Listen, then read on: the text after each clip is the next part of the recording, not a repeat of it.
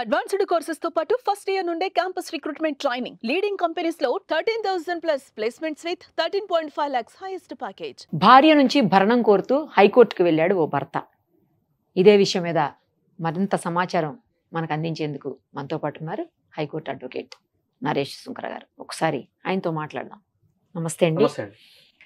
రీసెంట్గా ప్రయాగ్రాజ్లో ఒక officer, government officer, ఆమె డైవోర్స్ కోసం వెళ్తే భర్త ఆమె నుంచి భరణం కోరుతూ కోర్టులో కేసు వేశాడు. కింద కోర్టు కొట్టేస్తే ఆయన హైకోర్టుకి వెళ్ళాడు. ఇప్పుడు నాకు భరణం ఇప్పించండి భార్య నుంచి అని. జనరల్గా మనం చూస్తుంటాము, భర్త నుంచి భరణం అడిగేవాళ్ళు ఉన్నారు, కానీ భార్య నుంచి భరణం అడగడం చాలా రేర్ కేసెస్లో చూస్తూ ఉంటాం. బట్ ఈ పర్టికులర్ కేసులో భార్య నుంచి భరణం అడుగుతున్నాడు అతను. సో మీరు అన్నది వర్డ్స్ ఏదైతే ఓపెనింగ్ స్టేట్మెంట్ ఉందో, సాధారణంగా భార్యలు భర్తల దగ్గర నుంచి భరణం అడుగుతూ ఉంటారు. కానీ చాలా రేర్ కేసుల్లో భర్త భార్య దగ్గర నుంచి.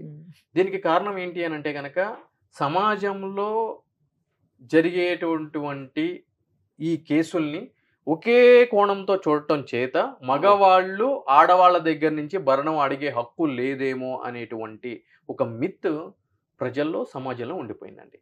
కానీ చట్టం ఏం చెప్తుంది అనేది ఇక్కడ ప్రధానమైన అంశం. హిందూ మ్యారేజ్ యాక్ట్లో సెక్షన్ 24లో కానీ 25లో కానీ భర్త కూడా భార్య దగ్గర నుంచి భరణం పొందడానికి అర్హుడే అని చెప్పి క్లియర్గా సెక్షన్ అనేది పొందుపరచడం జరుగుతుంది.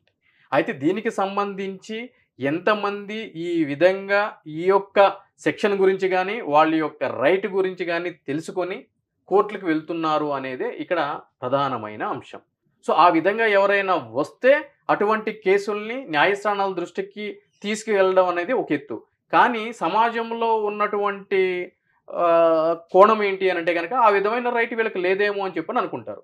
కానీ ఇక్కడ భార్య సంపాదన పరురాలై ఉండి భర్త సంపాదన లేకుండా ఇంటి దగ్గర ఉన్నటువంటి పరిస్థితి ఉంటే గనక, సదరు భర్త ఆ సంపాదించే భార్య దగ్గర నుంచి తనకి కావాల్సిన మంత్లీ మెయింటెనెన్స్ ఏదైతే ఉందో అది పొందడానికి అర్హుడే అని చెప్పి కూడా ఆ సెక్షన్ చెప్పడం జరిగింది.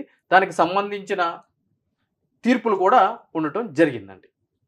సో అయితే అది ఎటువంటి పరిస్థితుల్లో కన్సిడర్ చేయాలి, ఎటువంటి పరిస్థితుల్ని కన్సిడర్ చేయకూడదు అనేది సంబంధించిన న్యాయస్థానం యొక్క డెసిషన్ బేస్ చేసుకుని ఉంటుందండి. ఓకే. సో అంటే భర్త పని చేయగల స్థితిలో ఉండి పని చేయకుండా కావాలని చెప్పి ఈ విధంగా హెరాస్ చేయడానికి ఇటువంటి ప్రయత్నాలు చేస్తున్నాడా, లేదు అంటే కనుక నిజంగా అతను పని చెయ్యలేక బ్రతకడం కష్టంగా ఉన్నటువంటి పరిస్థితుల్లో ఉండి అడుగుతున్నాడా అనేటువంటి అంశాన్ని పరిగణలోకి తీసుకోవాల్సినటువంటి బాధ్యత కోర్టు మీద ఉంటుంది. నాకు ఇంకో డౌట్ ఏంటంటే, ఈ పర్టికులర్ కేసులో అతను ఏమీ చెయ్యట్లేదు, అతను ఖాళీగా ఉంటున్నాడు, చేయగలిగిన స్టేజ్లో కూడా ఏమీ చేయట్లేదు ఉద్దేశంతో అసలు గొడవ స్టార్ట్ అయిందని విన్నాను. మరి నేను అదంతవరకు నిజం. ఎగ్జాక్ట్లీ. అంటే వీటిలన్నిటికి సంబంధించి కూడా ఎవిడెన్సెస్ ఏమున్నాయి, ఎందుకంటే కింది కోర్టులో అతను వేసిన పిటిషన్ డిస్మిస్ చేస్తే దాని మీద హైకోర్టుకి వెళ్ళడం జరిగింది అనేది ప్రధానమైన వార్త. సో ఏ గ్రౌండ్స్ మీద కింది కోర్టు అతని యొక్క వినతిని పరిగణలోకి తీసుకోలేదు, అతను ఏ గ్రౌండ్ మీద హైకోర్టులో అప్పీల్ చేయడం జరిగింది అనేది, ఇవన్నీ కూడా ప్రధానమైన కారణాలుగా మనం చూసుకోవాల్సిన పరిస్థితి ఏర్పడుతుందండి. కానీ అసలు ఏమీ చెయ్యట్లేదు, ఖాళీగా ఉంటున్నాడు, పనికి మాలిన వాళ్ళ తయారయ్యడం ఉద్దేశంతో ఆమె కోర్టుకి వెళ్ళి డైవర్స్ అడుగుతుంటే మళ్ళీ నాకు నువ్వు భరణం ఇవ్వంటే అది ఎంత గ్రౌండ్ ఏముందో తెలియదు. అంటే నేను ఖాళీగా ఉన్నాను, ఖాళీ చేతులు బాగానే ఉన్నాయి కానీ పని చేయట్లేదు అని అంటే ఇంటర్నల్ హెల్త్ ఇష్యూస్ ఏమన్నా ఉన్నాయా, లేదు అని అంటే కనుక ఇంకా ఎటువంటి రుగ్మతలు ఏమన్నా ఉన్నాయా అతనికి, అతను దేన్ని బేస్ చేసుకుని ఈ విధంగా చేస్తున్నాడు. కొంతమంది సైకలాజికల్ గా వీక్ ఉన్నప్పుడు, అంటే చూడడానికి పర్సనాలిటీ ఎంత బాగుంటుంది కానీ సైకలాజికల్ గా వీక్ ఉంటారు, వాళ్ళకి కొన్ని టెండెన్సీస్ ఉంటాయి అనమాట, సోషల్ టెండెన్సీస్. సో వాటికి సంబంధించి కూడా వాళ్ళు చూడడానికి బాగానే ఉంటారు, కానీ చేయడానికి కానీ ఆబ్సెంట్ మైండ్ సెట్ ఉండటము, ఇటువంటివన్నీ జరుగుతూ ఉంటాయి. ఆ ఇంటర్నల్ ఇష్యూస్ మన కంటికి కనిపించవు, చూడడానికి అంతా బాగానే ఉంటుంది కానీ ఇంటర్నల్ ఇష్యూస్ మీద ఆధారపడి ఉంటుంది. సో ఇటువంటి పరిస్థితులు ఏమన్నా ఉన్నాయా, ఇవన్నీ కూడా ప్రధానమైన కారణాలుగా మనం చూడాల్సిన పరిస్థితి. అంటే మీడియాతో కూడా చక్కగా మాట్లాడుతున్నాడు అతను, అన్ని మాట్లాడతారండి, కాదు పని చేసేటప్పుడు అది పని చేయదని. అదే ఇంకొకటి విషయం కూడా అండి, ఇప్పుడు ఆవిడ గవర్నమెంట్ ఎంప్లాయీ కాబట్టి అతను అడుగుతున్నాడు, ప్రైవేట్ ఎంప్లాయీ అయితే ఏంటి? గవర్నమెంట్ ఎంప్లాయీ అయినా ప్రైవేట్ ఎంప్లాయీ అయినా ఆమె పని చేసినా చేయకపోయినా కూడా అడిగే హక్కు ఉంటుంది. ఆమె పని చేయకపోతే ఎక్కడి నుంచి తెచ్చి పెడుతుంది? Exactly vice versa. ఇప్పుడు భర్త పని చేసినా పని చేయకపోయినా భార్యకి ఏం చేయాలి, మెయింటెనెన్స్ ఇవ్వాలి. Vice versa, same concept. అంటే అతను పని చేయట్లేదు, ఈమె పని చేయట్లేదు అనుకోండి, ఎట్లా భార్యను ఎవరు కోర్టుకు వెళ్ళి ఎవరి మీద క్లెయిమ్ చేశారనేది పాయింట్ ఫర్ కన్సిడరేషన్. ఓహో. ఇతను చేయకపోయినా సరే ఆమె చేయకపోయినా ఆమె మీద కేసు పెట్టాడంటే అది కన్సిడర్ చేయాల్సిందే. చేయాల్సింది అంతే. మరి ఆమె ఏమి చేయలేదని ప్రూవ్ చేసుకునే బాధ్యత ఆమె మీద ఉంటుంది, ఆమె మీదే ఉంటుంది. నేను ఏమి చేయట్లేదు, just home maker house wife లా ఉన్నానని చెప్పేసి ప్రూవ్ చేసుకోవాలి. మరి అప్పుడు ఏంటి? ఒకవేళ ఇతను మెయింటెనెన్స్ పొందడానికి లైబిలిటీ ఉండి ఆమె జాబ్ చేయకపోయినా కూడా నేను జాబ్ చేయట్లేదు కాబట్టి ఇయ్యలేను అని అంటే కనుక అవన్నిటిని కూడా కోర్టు కన్సిడర్ చేయదు. నువ్వు చేసినా చేయకపోయినా కూడా మెయింటెనెన్స్ ఇవ్వాల్సిందని చెప్పి చెప్తుంది. వీడేం చేయకుండా ఆమెం చేయకపోయినా ఇప్పుడు వయసు వరుస ఇక్కడ చూసుకుంటే కనుక ఇప్పుడు భార్య భర్త మీద మెయింటెనెన్స్ వేస్తుందండి. భర్త ఏం పని చేయడు. అంటే భార్యను మామూలుగా సాంప్రదాయం ప్రకారం భార్యను పోషించాల్సిన బాధ్యత భర్తదా, లేకపోతే భర్తను పోషించాల్సిన బాధ్యత భార్యత? నాకు అర్థం కాదు. మన సాంప్రదాయం ప్రకారం చూసుకున్నట్లయితే గనక అసలు సాంప్రదాయాలు, సంస్కృతులు, ఆచారాలు ఎక్కడ ఉన్నాయి నేటి ఈ పరిస్థితులు అనేది ప్రధానమైన కారణాలు. గత రోజులు చూసుకుంటే ఉమ్మడి కుటుంబాలు ఉండేవి, మొగుడు పిల్లల మధ్య ఎటువంటి సమస్యలు ఉన్నా కూడా ఆ కుటుంబ మధ్య పరిష్కారం చేసుకునేటోళ్ళు, బయటకు కూడా పొక్కేది కాదు. దట్టు ఆడవాళ్ళు ఇంటికే పరిమితం అయ్యే వాళ్ళు, మగాళ్ళకి కావాల్సినటువంటి వసతులు కానీ అదేవిధంగా సౌకర్యాలు కానీ ఏవైతే ఉండేలో అవి కల్పించాల్సిన బాధ్యత ఆడవాళ్ళ మీద ఉండేది. సో దానికి తగ్గట్టు వాళ్ళకి కావాల్సింది భర్త చూసి పెట్టేవాడు. ఈ నేటి ఈ సమాజం చూసుకున్నట్లయితే కనుక ఫైనాన్షియల్ ఇండిపెండెన్స్ అనేది ఇద్దరికి ఉంది. ఆర్టికల్ 4 లేడీస్కి ఎక్కువగానే ఉంది. పెద్ద పెద్ద జాబ్స్, గవర్నమెంట్ జాబ్స్ లో ఉన్నప్పుడు వాళ్ళకి ఇన్ని చట్టాలు గానీ, ఇంత అవగాహన గానీ, ఇంత అవేర్నెస్ గానీ లేనే లేదు. కానీ నేటి ఈ పరిస్థితుల్లో అటువంటిది లేనే లేదు కదండి.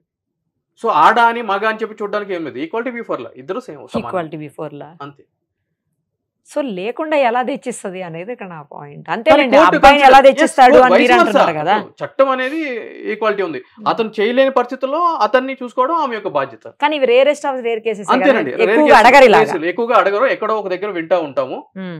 అంటే ఇటువంటి చేస్తా ఉంటే కనుక సైటేషన్స్ కూడా, అంటే సుప్రీంకోర్టు కానీ ఎవరైనా కూడా ఇటువంటి డిసైడ్ చేసినప్పుడు అవి మిగిలిన వాళ్ళకి ఒక మార్గదర్శకాల కింద కనిపిస్తా ఉంటాయి. ఇప్పుడు ఇలాంటిది ఏదన్నా ఒకవేళ హైకోర్టులో అతనికి అనుకూలంగా తీర్పు వచ్చింది అనుకోండి, దాని కింద లోయర్ కోర్ట్స్ కూడా ఫాలో అవ్వాల్సిన అవసరం ఉంటుంది.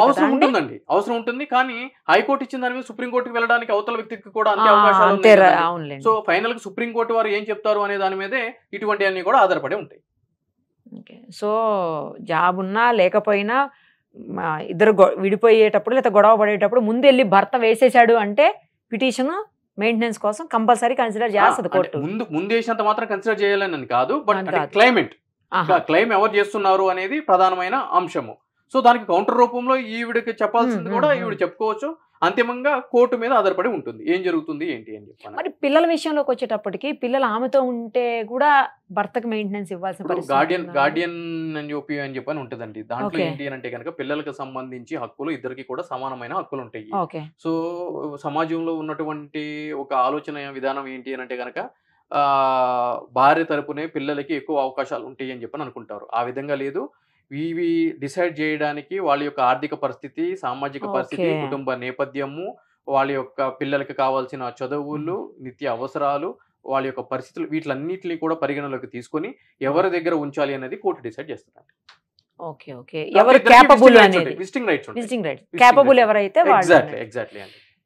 సో వాళ్ళ వెల్ఫేర్ అనేది ప్రాథమికమైన అంశము.